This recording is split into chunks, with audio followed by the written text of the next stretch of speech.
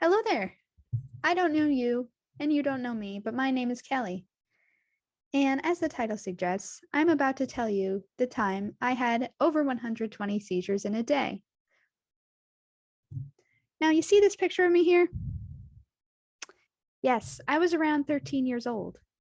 And if I look rough for wear, it's because I was. I was in the hospital there after I had, as I said, over 120 seizures in a day. Now, how did this happen? Well, excellent question. The important thing to know is that they have two types of seizures. The first is kind of that look of the grand mal one, but the second one is actually what is known as simple partial seizures.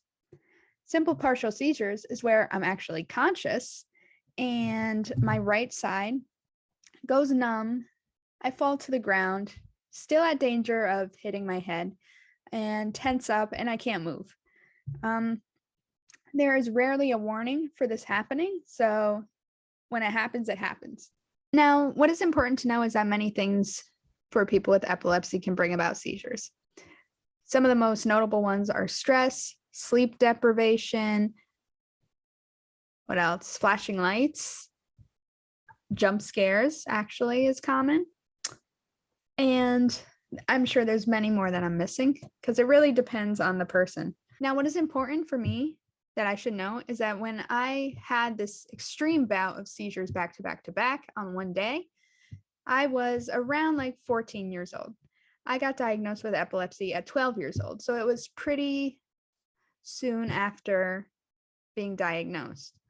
Now, in this 12 to 14-year-old age, in which I had this huge bout of seizures, let's think of what was going on for me. Well, like most people in that 12 to 14-year-old era, I was going through puberty. Boys and girls go through it. You've probably been through it. And a lot happens, particularly with hormones. And sometimes this can have an effect for children with epilepsy, in which these hormones kind of alter stuff inside of you, where it can lead to seizures. So by this time, when I was going through puberty, I was on medication. However, it appeared that this medication that day decided not to work. I woke up with a pretty strong seizure, the type that my arm was going numb and tensing up, and I was falling to the ground. Falling to the ground hurts. And it takes a couple of seconds to get through this seizure. I get up and try to carry on with my day, in which I take more medication to kind of make it go away. Medication takes a long time to sit in and maybe about like 30 minutes to fully get in the system. In the meantime, I was having seizures while waiting for this extra medication to kick in.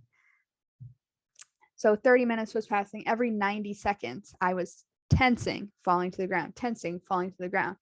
Now, even laying in the bed, I was tensing. It's very uncomfortable. It's not a good feeling. If I were to touch my leg during a seizure, I wouldn't be able to feel it. And it's very heavy, the leg, because I have no feeling and it's almost like a dead weight. It's so hard to describe, but it's not fun. So the 30 minutes pass and I was still having these seizures every 90 seconds. And to keep in mind that my dad was with me during the process, and this is very frustrating for parents. So we called a neurologist. He doesn't respond for another hour or so. So 90 seconds, we don't know what to do. Because again, this is very early in my time with my epilepsy. So we're just relying on the neurologist for any advice and what to do. So we wait for the medication to maybe take a delayed effect, but it's not working. I'm still tensing. I'm still falling. And with seizures, you have this like increased urge to go to the bathroom. So I'm in the bathroom. I have to go over and over again. And it's scary at the time, but I think my dad as a parent, it's equally scary. You don't want to see your kid in that situation, ideally, where you just have this complete feeling of not in control. That's the main thing with epilepsy. You're not in control and it's very spontaneous. And so in these 90-second time frames of having these seizures, there's no control. You don't know what to do with yourself because you can't move a little time without falling to the ground. How I like to describe it sometimes is that you're being handed this huge like weight in one side of your body, and that makes you fall over. It's very abrupt and not fun. As time passes, we're waiting for my neurologist to give us any sort of advice what to do. No response. And when we did eventually get a response, he said, take another medication, see if it works. So we did, and we took another medication. And that didn't work either. Still, 90-second intervals, I'm having these seizures. We decided to go to the emergency room. My dad brings me to the back seat of the car. In the back seat of the car, I'm still having seizures. It won't stop. I can't stand for long periods of time.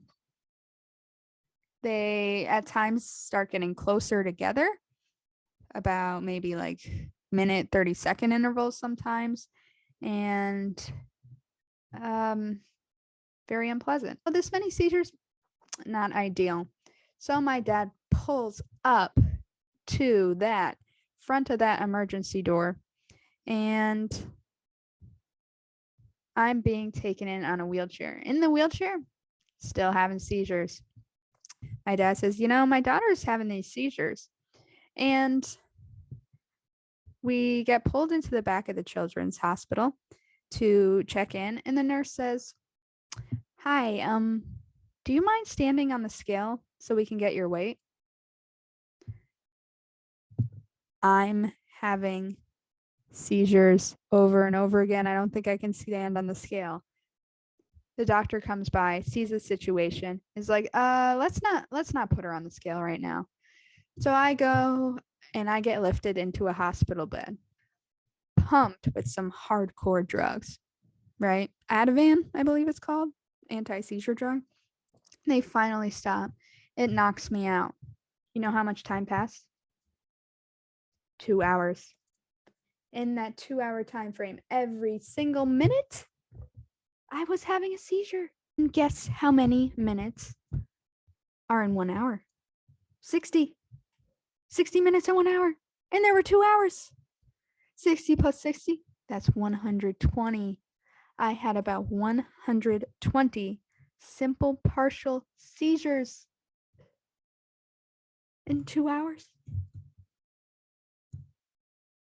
No wonder I have bad memory. So, what's the lesson in all of this? Is there a lesson? I don't know. Anyways, thanks for listening. Take care.